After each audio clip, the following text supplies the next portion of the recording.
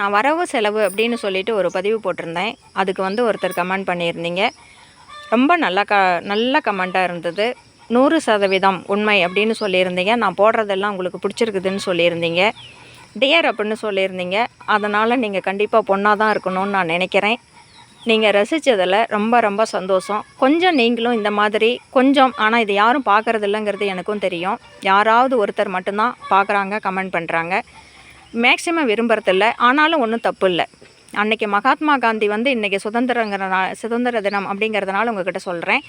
அன்றைக்கி மகாத்மா காந்தி வந்து எல்லாருக்கும் முதல்ல வந்து அஹிம்சா இந்த வழியில் போகலாம் அப்படின்னு சொல்லிட்டு அவர் முடிவெடுத்து சொல்லும் பொழுது ஒருத்தருமே ஒத்துக்கலை, யாருமே ஒத்துக்கலை. இது என்ன வழி, அவன் அடிப்பானா நம்ம வாங்கிட்டு அப்படியே இருக்கணுமா, இது என்ன வழின்னு சொல்லிட்டு ஜவஹர்லால் நேரு, சுபாஷ் சந்திர போஸ், நிறையா பேர் பெருந்தலைவர்கள்லாம் மகாத்மா காந்தியை எதிர்த்தாங்க.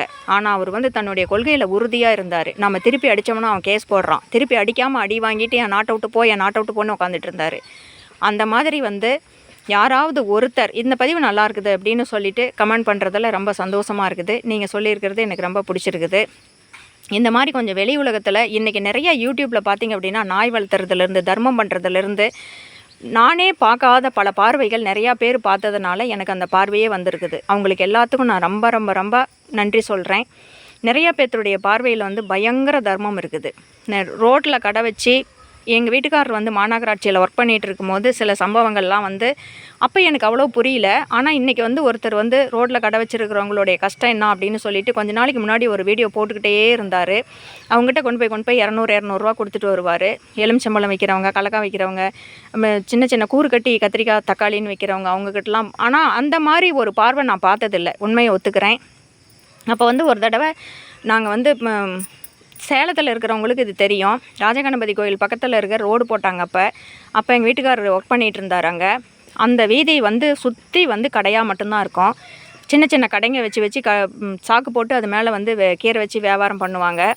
அப்போ வந்து அதை காலி பண்ண சொல்லி மாநகராட்சி வந்து சொல்லும் பொழுது அந்த மாநகராட்சியில் ஒர்க் பண்ணுறவங்க, அந்த டிரைவருங்க, அந்த எல்லாருமே வந்து ஆளுக்கு 2 கட்டு கீரை, கேரட்டு, ஆப்பிள் எல்லாம் தூக்கிட்டு அவங்க பாட்டுக்கு போனாங்க. அப்படியே கத்துதுங்க அதுங்களாம்.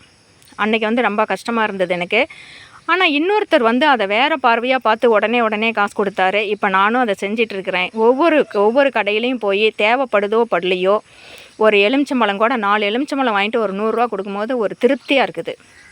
கத்திரிக்காய் தேவையே இல்லைனா கூட ஒரு கூறு 10 ரூபாய்க்கு வாங்கிட்டு 100 ரூபா வச்சுக்காங்க அப்படின்னு சொல்லும் பொழுது அவங்க சிரிப்பு இருக்குதே. உண்மையிலேயே சொல்கிறேங்க. இந்த மாதிரி யூடியூப் போடுற எல்லாரும் நீங்கள்லாம் வந்து உங்கள் பார்வையே தனி. அதை நான் ஒத்துக்கிறேன். ரொம்ப நன்றி ஒரு விழிப்புணர்வு ஏற்படுத்தினதுக்கு.